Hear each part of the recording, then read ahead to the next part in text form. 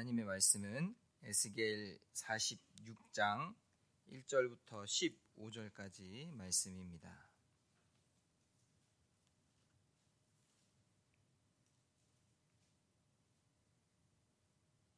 46장 에스겔 46장 1절부터 15절까지의 말씀입니다.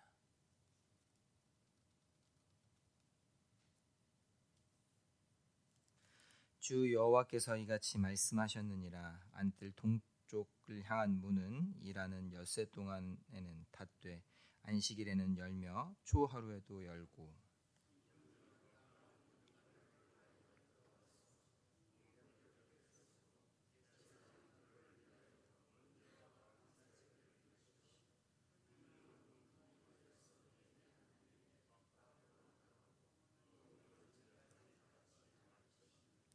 이 땅 백성도 안식일과 초하루에 이 문 입구에서 나 여호와 앞에 예배할 것이며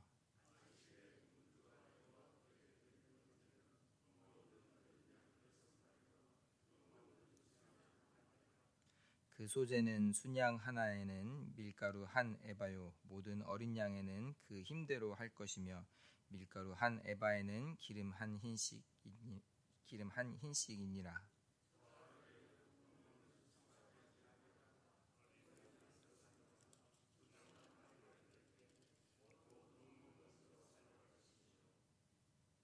또 소재를 준비하되 수송아지에는 밀가루 한 에바요 순양에도 밀가루 한 에바며 모든 어린 양에는 그 힘대로 할 것이요 밀가루 한 에바에는 기름 한 흰씩이며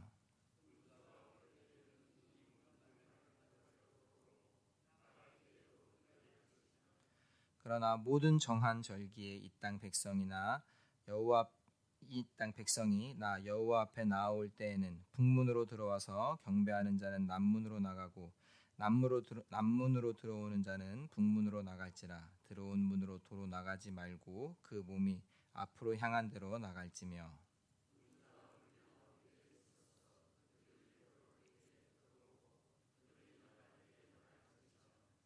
명절과 성회 때에 그 소재는 수송아지 한 마리에 밀가루 한 에바요 순양 한 마리에도 한 에바요 모든 어린 양에는 그 힘대로 할 것이며 밀가루 한 에바에는 기름 한 흰씩이며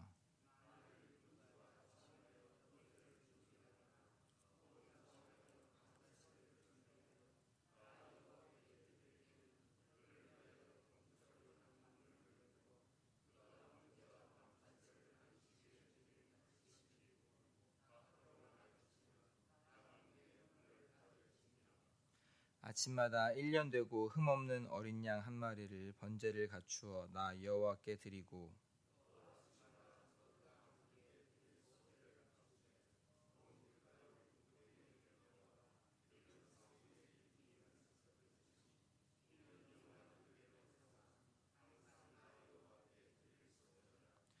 이같이 아침마다 그 어린 양과 밀가루와 기름을 준비하여 항상 드리는 번제물로 삼을지니라. 아멘. 하나님께서 새 이스라엘을 이제 새롭게 하시고 새 예루살렘에서 새로운 성전을 세우실 것을 말씀하십니다. 그리고 그 새 성전에서 하나님께 나올 수 있는 길을 열어 주십니다. 하나님께서 임재하시는 이 새 성전으로 나오도록 하나님께서 초청하십니다. 바로 하나님께 제물을 드림으로써 하나님의 임재 가운데로 하나님께서 인도해 주시는 것입니다. 어제 6월절 초막절 말씀에 이어서 오늘은 안식일과 월삭, 월의 초하루에 드리는 그리고 또한 모든 절기나 성회, 또 명절이나 축제 때나 큰 대회, 축제 때 큰 대회를 열 때에 하나님께 어떤 예물을 어떻게 드려야 하는지와 이렇게 안식일이나 큰 행사가 있는 명절 때만이 아니라 매일 아침에 하나님 앞에 나올 수 있는 길에 대해서 어떤 예물과 어떻게 드려야 하는지를 말씀해주고 있으면서 하나님께서는 하나님의 자리로 초청하여 주시는 것입니다. 간단하게만 정리해서 말씀을 드리면 안식일은 어린 양 6마리, 순양 1마리, 또 월삭은 수송아지 1마리, 어린 양 6마리, 순양 1마리로 안식일보다 월삭이 수송아지 1마리를 더 드립니다. 그리고 매일 드리는 제사는 어린 양 1마리입니다. 그리고 곡식은 순양이나 수송아지 1마리를 드릴 때마다 밀가루 1에바와 기름 1흰씩을 함께 드리면 되고, 어린 양을 드릴 때는 밀가루는 자유롭게 드립니다. 다만 매일 아침 드리는 제사에서는 어린 양 1마리를 드리며 밀가루는 6분의 1 에바만 드리고 기름도 3분의 1 흰만 드립니다. 월삭 때는 아무래도 매월 첫날이라서 자주 드리는 것이 아니고 하니 안식일에 비해서 수송아지 1마리와 그에 따른 밀가루와 기름을 더 드리게 됩니다.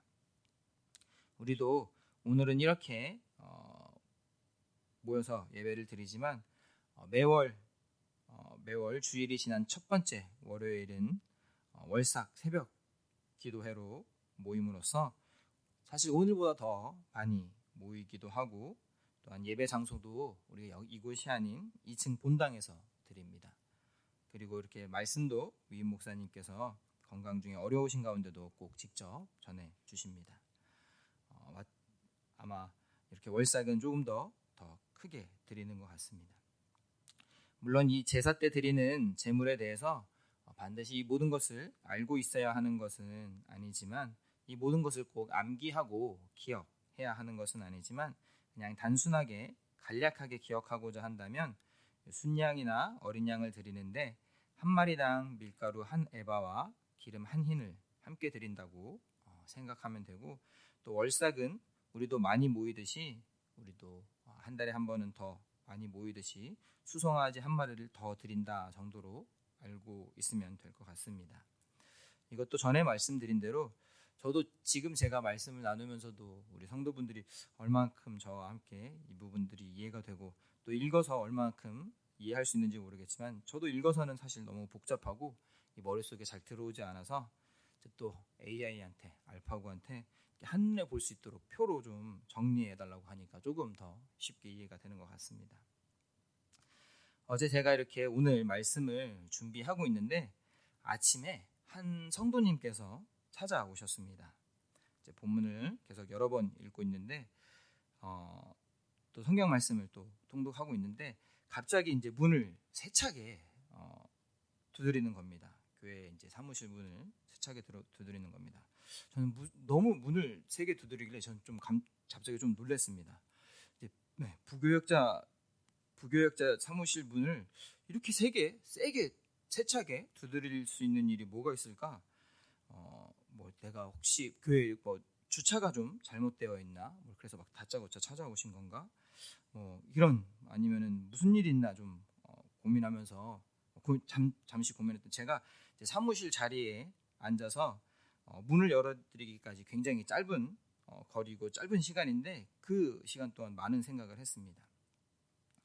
혹시라도 제가 잘못한 게 있나, 아니면 무슨 일이 있나, 막 그런 여러 가지 생각들을 저희 교육자 사무실에 들어와 보신 분은 아시겠지만, 제가 앉는 자리에서 그 문까지의 거리가 문을 열기까지의 거리가 얼마 되지 않는데 그 짧은 시간 이동하면서 많은 생각을 한 겁니다.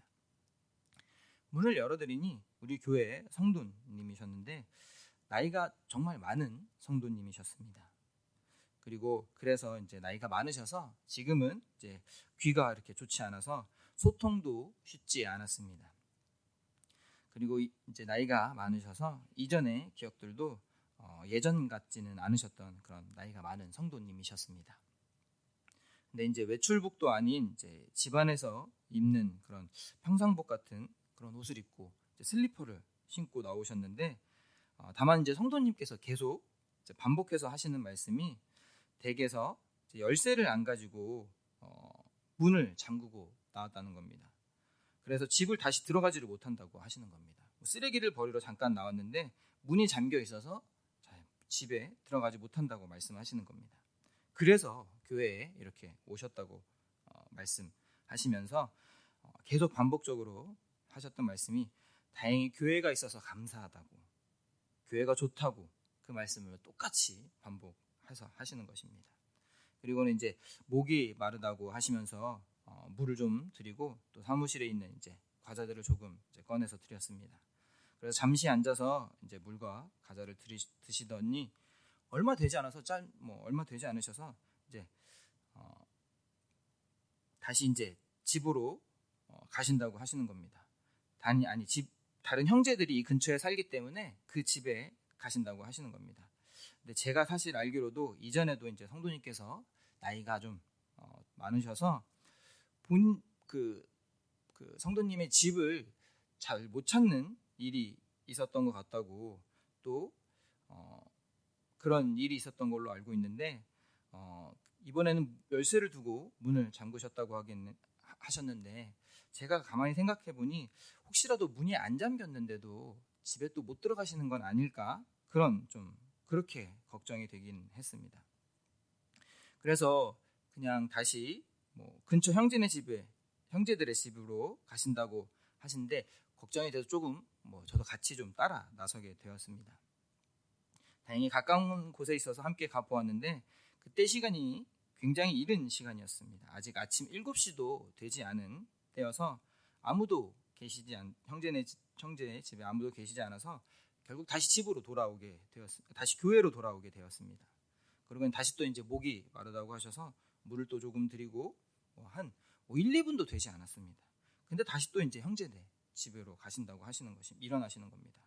그냥 교회에서 조금 더 편히 쉬시다가 이제 형제분들의 연락이 오면은 가도 된다고 그렇게 말씀을 드리려고 하는데 소통은 잘 되지는 않고 또 직접 또 이제 교회에 계시는 것이 좀 저에게도 조금 미안하셨는지 다시 또 일어나서 가신다고 하시는 겁니다. 혹시나 해서 다시 또 함께 따라 나섰습니다. 근데 당연히 그 아침 이제 그 이른 시간에 또 댁에 갔는데 집에 들어갈 수 없어서 형제분들의 댁에 들어갈 수 없어서 다시 또 저와 함께 교회로 돌아왔습니다.